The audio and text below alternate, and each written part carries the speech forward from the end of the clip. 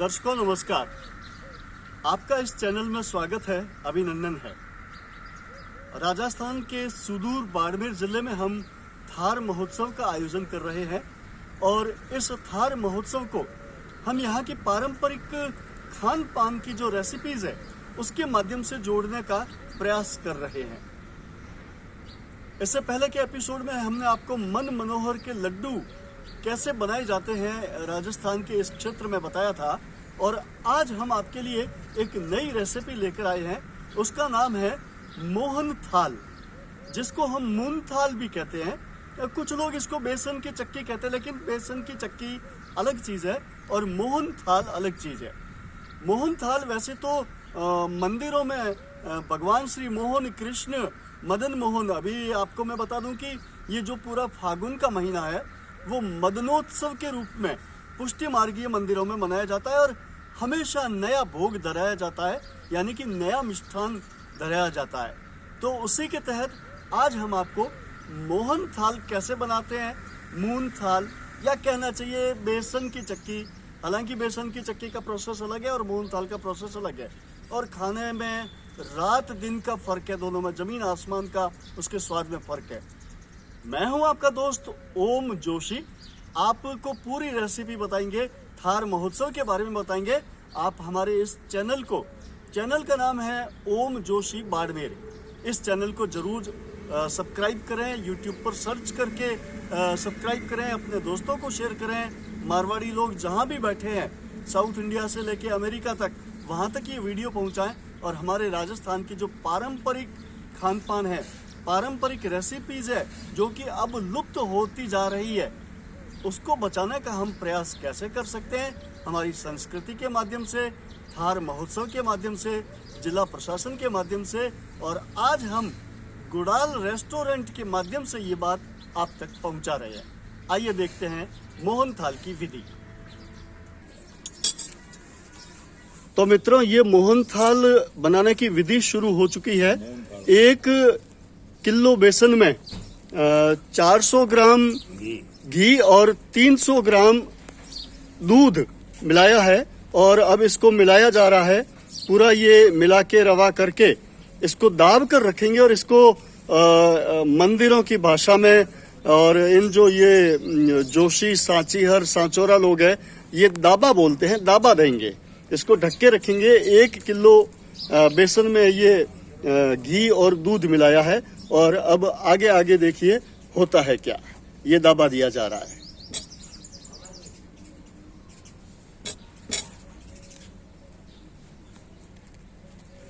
बेसन की जो चक्की बनाते हैं उसमें ये दाबा वगैरह नहीं देते हैं, लेकिन इसमें ये दाबा देके इसके स्वाद को 4 गुना कर दिया जाता है।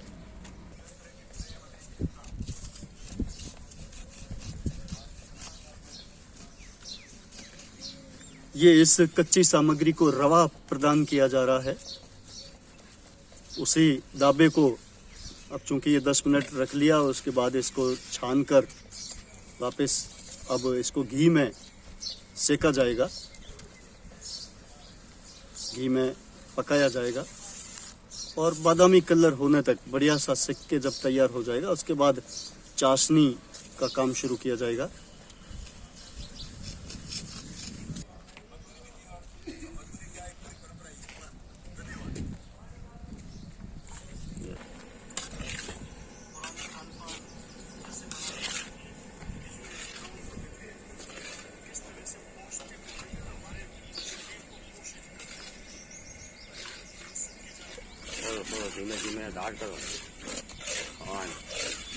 अब इस मोहन थाल में थोड़ा सा पकने पर ये गर्म दूध डाला जा रहा है और इस दूध डालने से रवा बंधेगा इसमें और जो मोहन थाल का स्वाद है वो बढ़ जाएगा।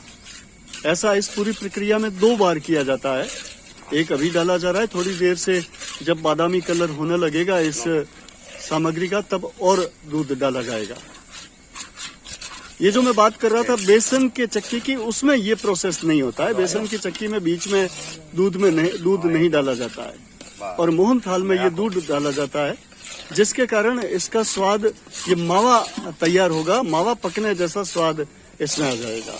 यही इसकी विशेषता है मोहन थाल की।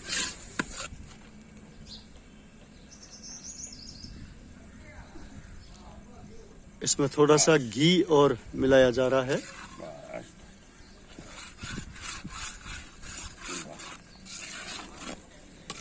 वैसे तो ये पकने की तैयारी में है, लेकिन अभी थोड़ा सा और इसको बादामी रंग दिया जाएगा। बादामी रंग का जब ये होने लगेगा तब ऐसा माना जाता है कि वो पक गया।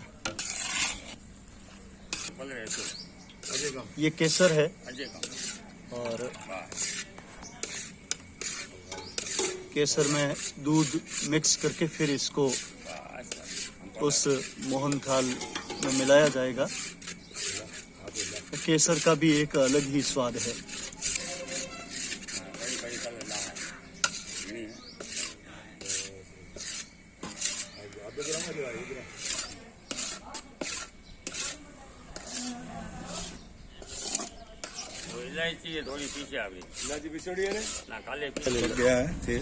अब लगभग ये जो पकने के तैयारी में है और अब ये दूसरी बार इसमें दूध डाला जा रहा है। कुल मिलाकर तो तीसरी बार है। पहली बार ढाबा दिया था तब दूध डाला था, उसके बाद आधा पकने पे दूध डाला था और अब ये फिर से दूध डाला है ताकि ये जो दूध धीमी आंच पर, मंदी आंच पर पक पक कर मावा बन जाएगा। कुछ लोग सीधा खोया डालते हैं, मावा सीधा ही डालते हैं, पका बना बनाया मावा, लेकिन उसका स्वाद अलग होता है। और ये जो मोहनथाल बनेगा, ये जो डिश बनेगी, इसका स्वाद एक बहुत ही अलग तरह का होगा, बहुत स्वादिष्ट होगा। हम आपको बताना चाहेंगे कि ये इस तरह का मोहनथाल ही श्रीनाथ जी के मंदिर में, पुष्टि मार्गीय मंदिरों में, हवेलियों में, गोसाई जी की बैठकों में इस तरह का मोहनथाल बनाया जाता है। और बनाने के भी ये कारीगर कुछ फिक्स ही है। लगभग सांचोरा जोशी ब्राह्मण बनाते हैं सभी मंदिरों में। कुछ मंदिरों में औदिच्य ब्राह्मण सांचोर के ही है, वो बनाते हैं। और इनका जो स्वाद बनता है उसका कोई सानी नहीं। थोड़ा सा और इंतजार, अभी कुछ देर में तैयार हो जाएगा ये। अब ये मोहनथाल पकने की तैयारी में है। बादामी रंग आ रहा है और घी भी छोड़ रहा है, तो इसका मतलब ये हुआ कि ये पकने वाला है। और इन सब रेसिपियों के बीच में हमारे बीच में है श्री पुरुषोत्तम जी खत्री, जो कि थार की संस्कृति के विशेषज्ञ तो है ही, लेकिन साथ ही खान पान, रेसिपीज और पारंपरिक जितने भी खाने हैं हमारे, मिष्ठान हो, चाहे स्नैक्स हो, नमकीन हो, गाठ हो, खींची हो, पापड़ हो या और कुछ हो, इन सब के विशेषज्ञ है। इनसे हम बात करेंगे इस बारे में। पुरुषोत्तम जी नमस्कार। नमस्कार। पुरुषोत्तम जी, क्या आज ये विशेष चीज आप बनवा रहे हैं? अभी जो राजस्थान दिवस समारोह होना है, तो उसके अंतर्गत मुझे एक तरह से जिम्मेवारी दी गई है कि अपने थार या मालानी के फूड का एक पूरा पेनोरामा या इस तरह से स्टॉल या लगा जी। तो मुझे ध्यान में आया कि कुछ मिठाइयाँ जो अब बहुत कम बन रही हैं और वास्तव में बहुत बढ़िया होती थी, हाँ, तो उनकी अभी मैं सैम्पलिंग करवा रहा हूँ और उस दिन अपन लाइव भी बनाएंगे जी। ये अभी मोहनथाल बन रहा है जी। तो बेसन के इस तरह के कई आइटम बनते हैं। बेसन की चक्की, चूटिये की चक्की, बेसन का चूरमा, हाँ, बेसन का हलवा। तो ये मोहनथाल भी इसमें एक वैरायटी है जो मोहनथाल, उसका प्रॉपर नाम कहते हो, वैसे मोहनथाल ही बोलते हैं। तो ये बहुत बढ़िया तैयारी पे है। और अभी जो राजस्थान दिवस समारोह होने वाला है, उसकी तैयारियों के अंतर्गत ये सारा काम कर रहे हैं। अच्छा अच्छा। तो मतलब इस रेसिपी को और इस तैयारी को आप बाड़मेर ही नहीं अपितु पूरे राजस्थान और पूरे देश में भी बताना चाह रहे हैं? बिल्कुल बिल्कुल साहब। हमारे यहाँ थार की विकट परिस्थितियों में जहाँ पे बहुत ज्यादा फैशनेबल जो आजकल की मिठाइयाँ नहीं बनती थी, पर जो बनता था वो ठोस, पौष्टिक और बढ़िया बनता था जी। तो हम भी चाहेंगे कि मिठाई का स्वाद है वो सभी चखे, बाड़मेर के लोग चखे, राजस्थान के लोग चखे, देश भर के लोग चखे। और कम से कम यहाँ आकर नहीं चख पाए दूरी वाले लोग, तो कम से कम इस रेसिपी को देखकर अपने घरों में बनाए और घरों में बनाकर फिर अपने परिवारजनों के साथ खुशियां बांटे और खुशियां बांटने के साथ थार महोत्सव और थार की संस्कृति को वो भी प्रमोट करें। धन्यवाद। छोटे ये कि थोड़ी देर रह मैं एकदम लाल वाला। हाँ इसको कलर कम है, बड़े बड़े आजा, बड़े बड़े आजा, ये जैसे जैसे ठंडा होगा वैसे वैसे वैसे बड़े बढ़िया कलर। इसका कलर और भी चेंज हो जाएगा, बादामी कलर हो जाएगा और फिर उधर चाशनी बनाकर उसमें मिक्स किया जाएगा। उसके बाद में जब वो मिक्स करके जमाया जाएगा परात में और ठंडा होने पर कागज रखा अपने चक्कियाँ उसकी काटी जाती है।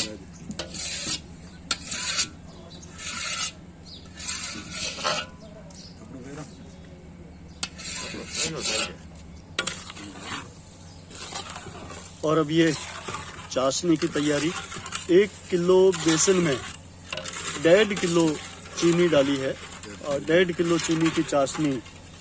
उसके अलावा दूध है, घी है, वो सब अलग है।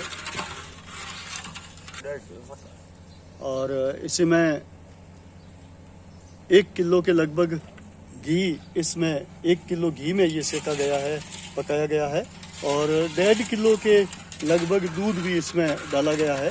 और अब ये 1.5 किलो चीनी, तो लगभग 4 किलो के आसपास पूरा माल तैयार हो जाएगा 1 किलो के बेसन से।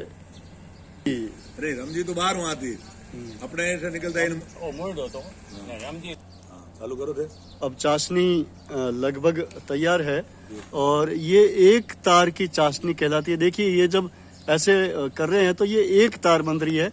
कुछ चाशनी में ज्यादा तारें बनती है, वो कड़क चाशनी कहलाती है और वो ठीक से नहीं बन पाता उसका मिष्ठान। ये एक तार की चाशनी तैयार है और ये माल पककर तैयार है।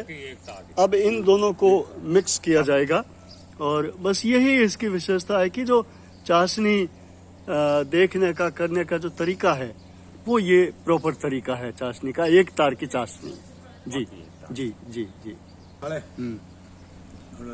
और ये केसर पधराई जा रही है इसमें, चाशनी में ही केसर का जो घोल था वो मिश्रण।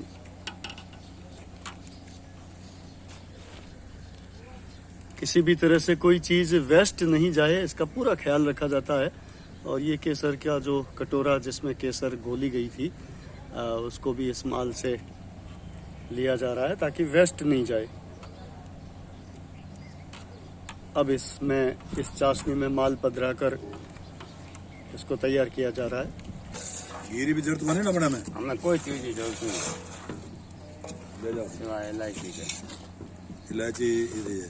अब इसको ये तैयार चाशनी के अंदर तैयार माल को डाल दिया गया है, जो बेसन को घी में दाबा देकर, दूध में दाबा देकर बनाया था शुरुआत में, और इसमें मिक्स कर दिया। अब इसको ठंडा किया जाएगा। ठंडा होने में घंटा 2 घंटा लगते हैं और उसके बाद में इसको परात में, थालियों में डालकर जमाया जाएगा और उसके ऊपर जो सूखे मेवे का मिश्रण है, इलायची है, बादाम है, पिस्ता है, इसका जो मिश्रण है वो डाला जाएगा।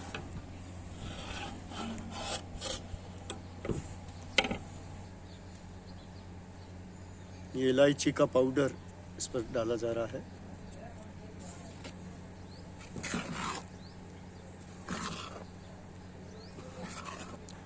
हम आपको बताना चाहेंगे कि ये इलायची का पाउडर डाला है और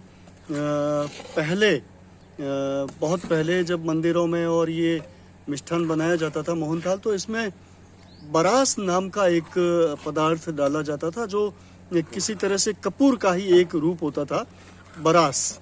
तो बरास थोड़ा सा डाला जाता है, आधे ग्राम से भी कम, लेकिन उसकी खुशबू और स्वाद ऐसा होता है कि वो बहुत लजीज बनता है।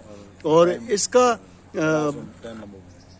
बरास डालने से बहुत दिनों तक ये मिष्ठान खराब भी नहीं होता है, लंबे टाइम तक चलता है। और दूसरी विशेषता ये है, हालांकि मेडिकल साइंस की दृष्टि से तो हम अधिकृत रूप से नहीं कह सकते, लेकिन बरास खाने से, इसमें डालकर खाने से बहुत सारे रोगों की जड़ से समाप्ति होती है, और ख़ास तौर से शुगर। कहते हैं कि पंडित लोग बहुत मीठा खाते हैं, मंदिरों में जो पंडित रहते हैं बड़े बड़े पेट होते हैं और इतना मीठा रोज के 2 लड्डू बूंदी के खाते हैं, लेकिन उनके जिंदगी में कभी शुगर नहीं होती है। तो उसका एक कारण ये भी है कि वो तुलसी पत्र हमेशा खाते हैं चरणामृत के साथ में, और मिठाइयों में बरास डालते हैं और बरास का सेवन होता है, इसलिए उनकी शुगर जिंदगी भर नहीं होती। जबकि वो एक दिन में एक आदमी 300-400 ग्राम मिठाई के लड्डू, मोहन थाल की चक्की और तरह तरह की मठरी, ठोर वगैरह खा जाते हैं और अब भी खाते हैं। एक में 2 मिनट में ठा दी।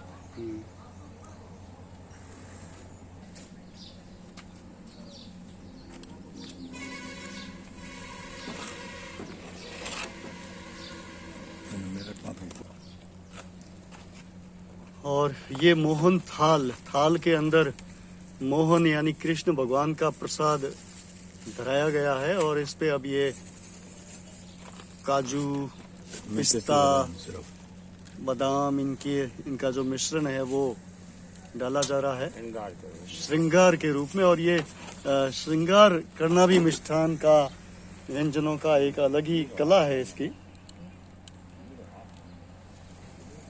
बस ये लगभग तैयार है, और जब ये 2 घंटे 3 घंटे बाद में ये एकदम ठंडा हो जाएगा, उसके बाद में इसकी चक्कियाँ निकाल ली जाएगी और यहीं ये रेसिपी पूर्ण हो जाएगी। और अब ये ठाकुर जी का प्रसाद धराने के लिए तैयार है, और प्रसाद के बाद में उस प्रसाद को हम और आप ग्रहण करेंगे, इसके लिए भी ये तैयार है मोहन थाल। तो दोस्तों, ये आपने देखा कि मोहन थाल यानी मूंग थाल कैसे बनाया जाता है, और ये मिष्ठान बहुत ही प्रसिद्ध है और लजीज मिष्ठान कहलाता है यहाँ का। खास तौर से कुछ जातियों में ये विशेष रूप से बनाया जाता है। मंदिरों में, पुष्टि मार्गीय मंदिरों में खूब बनाया जाता है और बड़े चाव से खाया जाता है। तो इस मिष्ठान की रेसिपी को हम थार महोत्सव के माध्यम से आप तक लाने की कोशिश कर रहे हैं, और 28, 29 और 30 मार्च को बाड़मेर के विभिन्न स्थानों पर, जहां महाबार के दौरों पर भी हम कुछ भव्य आयोजन करेंगे, आदर्श स्टेडियम में भी कुछ शानदार रंगारंग कार्यक्रम करेंगे। बहुत सारी प्रतियोगिताएं होगी, ऊंट दौड़ की प्रतियोगिता है, ऊंट श्रृंगार की है, और खान पान की भी एक प्रतियोगिता हम इधर कहीं करने की सोच रहे हैं, अभी प्लानिंग कर रहे हैं, जिसमें ऐसे परंपरागत जो खाने पीने की चीजें हैं, लजीज व्यंजन है, वो बनाने का प्रोसेस और प्रदर्शन और प्रतियोगिता, ये तीनों चीज करेंगे। मैं हूं आपका दोस्त ओम जोशी। आपको ये वीडियो रेसिपी पसंद आई है तो अन्य लोगों को भी शेयर करें, और हमारा चैनल का नाम है, यूट्यूब पर सर्च करोगे ओम जोशी बाड़मेर, इस नाम से आप सर्च करके चैनल देखें, चैनल को सब्सक्राइब जरूर करें, और इस वीडियो को ज़्यादा से ज़्यादा लोगों तक फैलाएं, ताकि लोग हमारे थार की संस्कृति की ओर उन्मुख हो, आकर्षित हो, और यहाँ पर्यटन के माध्यम से इन धोरों का, इन लजीज खान पान का आनंद ले सके। नमस्कार।